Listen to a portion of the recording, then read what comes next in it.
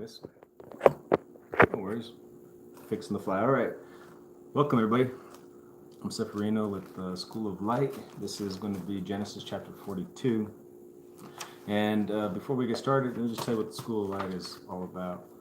It is a nonprofit Christian organization, and it's a correspondence Bible study course. All right. Well, if you want it, it's free cost. We'll send this to you in the mail. And this right here is one for the younger kids. We have a lot of people, or a lot of students that are incarcerated, actually, which is interesting. So if you're in prison right now and you're watching this, we have stuff that is for your age group, even if you're a teenager in juvenile prison or jail, detention, something like that. For ages 4 through our oldest student, one time recently was like 89, and they come to you in the mail, no cost. There's a prepaid, pre-addressed stamped envelope for your return, and this is the part you return. It's just a few questions. We'll receive that, we'll grade it for you, we keep track of that, and we make sure that after you finish or complete your series, you get a certificate of completion. And with enough certificates of completion, you also have, if you were to take it further, in certain of the series are awarded college credit at some universities. All right, so let's hop right to it. Chapter 42 in Genesis. When Jacob learned that there was grain in Egypt, he said to his sons, "Why do you just keep looking at each other?" He continued, "I have heard that there is grain in Egypt. Go down there and buy some for us so that we may live and not die." Serious times. I mean, he's not being a novella, or he's not being dramatic. Then 10 of Joseph's brothers went down to buy grain from Egypt. But Jacob did not send Benjamin, Joseph's brother, with the others, because he was afraid that harm might come to him.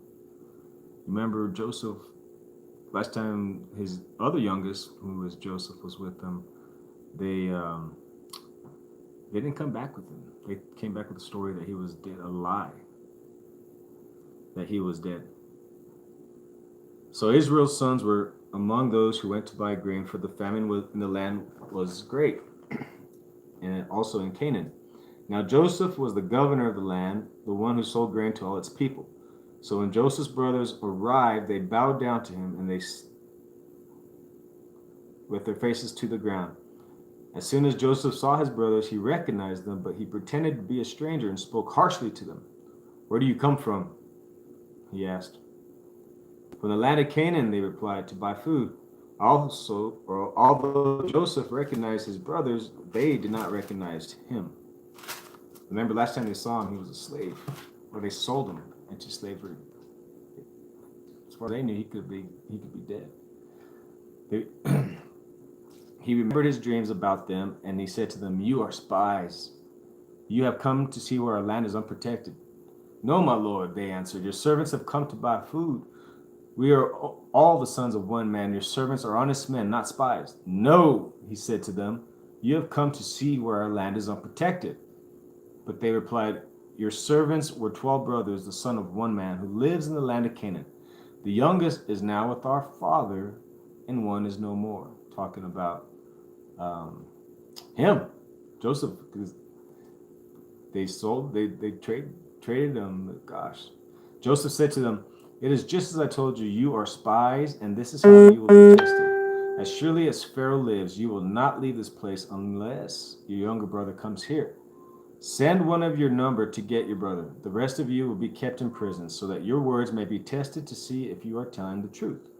If you are not, then as surely as Pharaoh lives, you are spies." And he put them all in custody for 3 days. On the third day, Joseph said to them, "Do this, and you will live, for I fear God. If you are honest men, let one of your brothers stay here in prison, while the rest of you go and take grain back to your starving households. But you must bring your youngest brother to me, so that your words might be verified and that you might not die." This they proceeded to do. They said to one another, "Surely we are being punished because of our brother. We saw how distressed he was when he pleaded with us for his life, but we would not listen. That's why this distress has come upon us." Reuben replied, "Didn't I tell you not to sin against the boy? But you wouldn't listen. Now we must give an accounting for his blood." They did not realize that Joseph could understand them since he was using an interpreter. He turned away from them and began to weep. But then turned back and spoke to them again. He had Simeon taken from them and bound before their eyes. Joseph gave orders to fill their bags with grain, put each man's silver back in his sack, and to give them provisions for their journey. After this was done for them, they loaded their grain on their donkeys and left. At the place where they stopped for the night, one of them opened his sack to get feed for his donkey. He saw his silver in the mouth of his sack. "My silver has been returned," he said to his brothers. "Here it is in my sack." Their hearts sank. Their hearts sank, it says, because they were afraid. You know, you're before a big, powerful king of Egypt, and he just put you in jail for 3 days, and so now they see the money that they paid this guy back, and so they say their hearts sank, and they turned to each other trembling, and they said, "What is this that God has done to us?" When they came to their father Jacob in the land of Canaan, they told him all that had happened to them. They said, "The man who is Lord over the land spoke harshly to us and treated us as though we were spying on the land. But we said to him, 'We are honest men, we are not spies. We are 12 brothers, sons of one father. One who is no more, and the youngest is now with our father in Canaan.' Then the man who is Lord over the land said to us, 'This is how I will know whether you are honest men. Leave one of your brothers here with me, and take food for your starving households and go. But bring your youngest brother to me, so I will know that you are not spies but honest men. Then I will give your brother back to you, and you can trade in the land.' As they were emptying their sacks, there in each man's sack was the pouch of silver. When they and their father saw the money pouches, they were frightened. Their father, Jacob, said to them, 'You have deprived me of my children Joseph is no more, and Simeon is no more. And now you want to take Benjamin? Everything is against me.'" He's lost two sons, and really, how do you dramatize that? How do you show the emotion of losing two boys? One that was your favorite, the youngest at the time. You made him just really adored this son of yours, and the other one is your son, and he's gone too. So he says everything is against me. He's really, really hurting. Then Reuben said to his father, "You may put both of my sons to death if you do not bring him back to you. Entrust him to my care, and I will bring him back." But Jacob said, "My son will not go down there with you. His brother is dead, and he is the only one left. If harm comes to him on the journey you are taking, you will bring my gray head down to the grave in sorrow." So let me say that one more time. Then Reuben said to his father, "You may put both of my sons to death if I do not bring him back to you. Entrust him to my care, and I will bring him back." But Jacob said, that's the kid's father, Benjamin, "My son will not go down there with you. His brother is dead," he knows Joseph, "and he is the only one left. If harm comes to him on the journey you are taking, you will bring my gray head down to the grave in sorrow." Okay, I think that sounded better. Chapter 43. Now the famine was still severe in the land.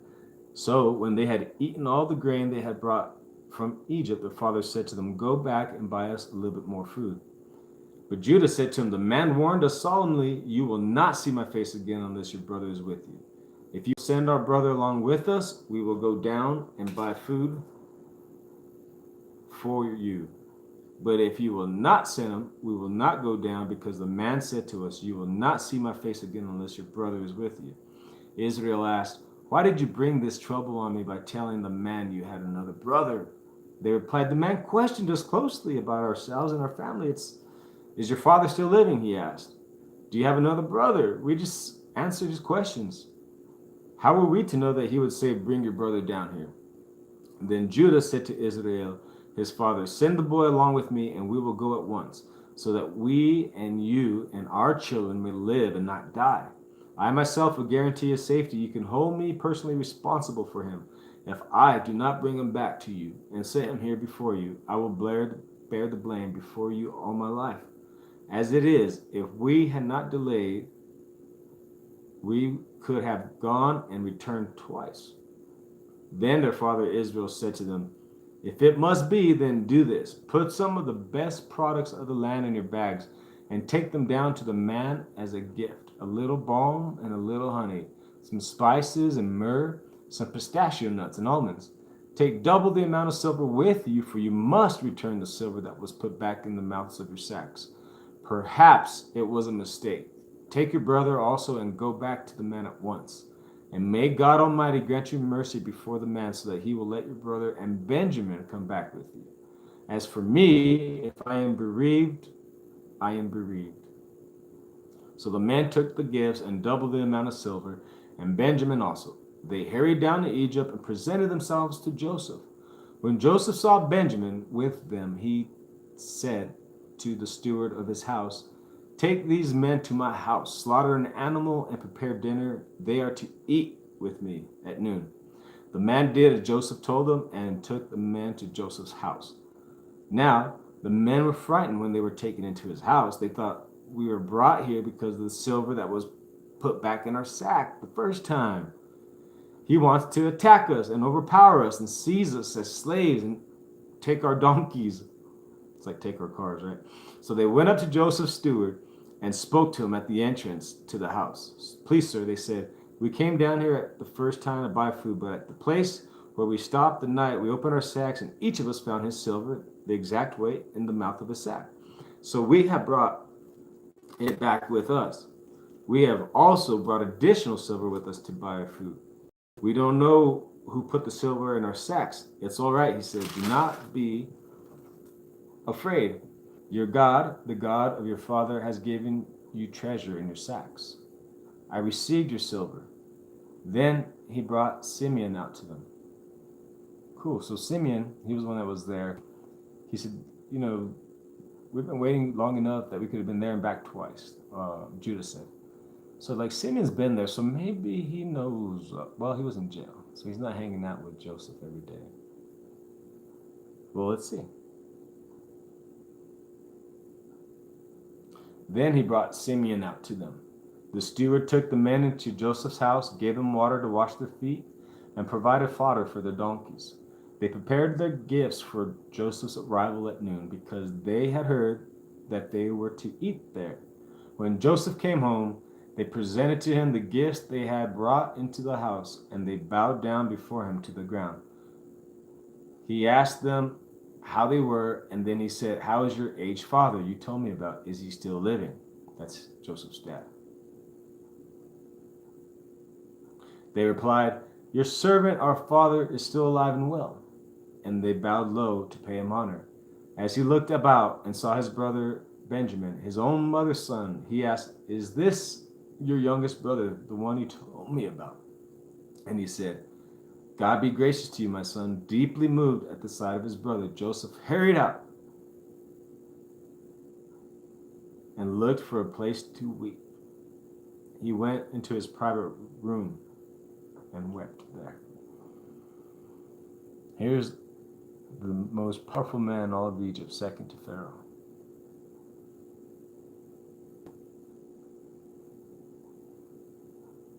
You can tell he's got a good heart.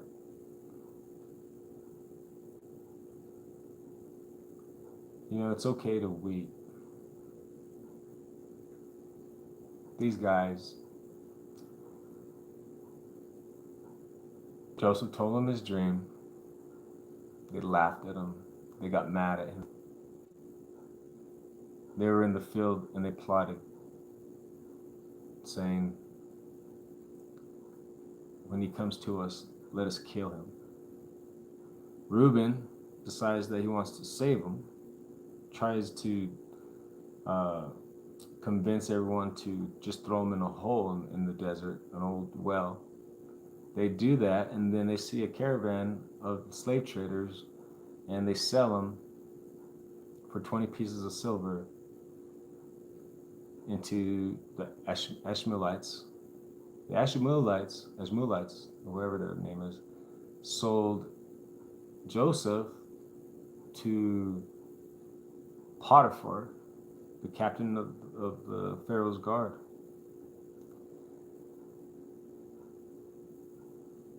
So he was a slave, but God blessed his master's household, and everything he did, everything as a good steward. And then his master's wife wanted to be with him because he was handsome.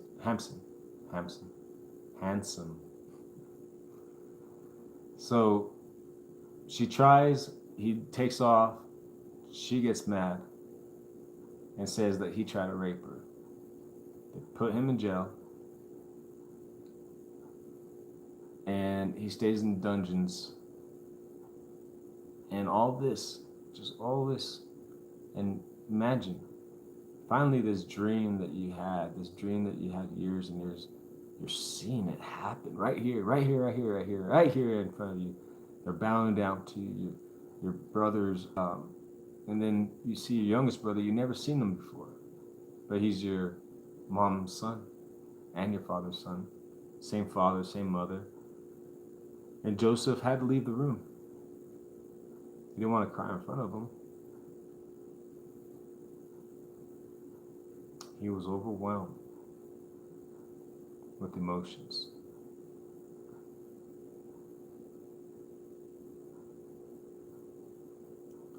Deeply moved at the sight of his brother, Joseph hurried out and looked for a place to weep. He went into his private room and wept there.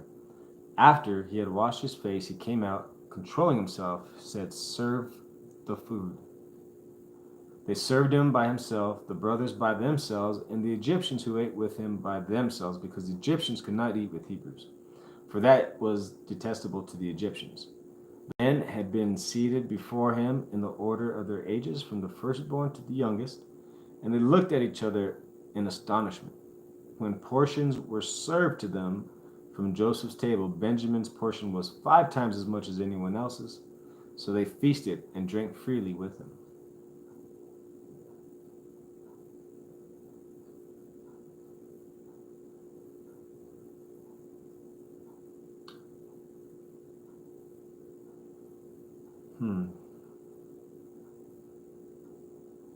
I'm going to cut this live here in less than 20 minutes.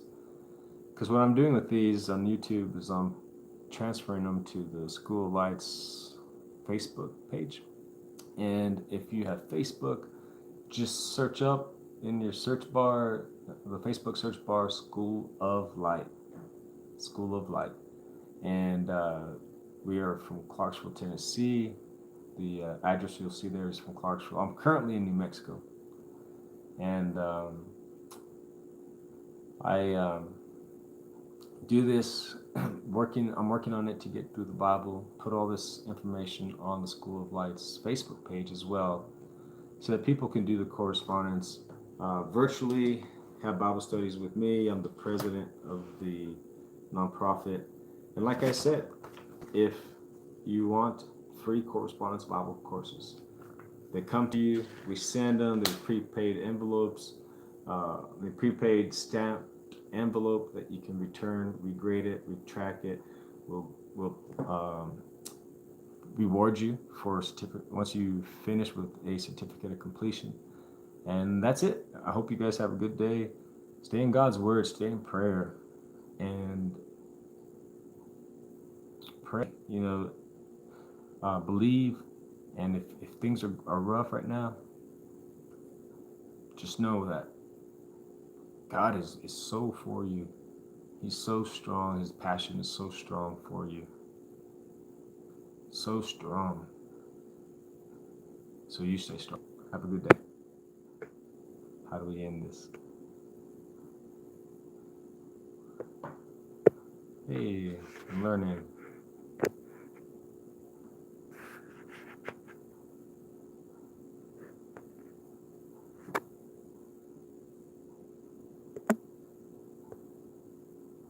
Yeah.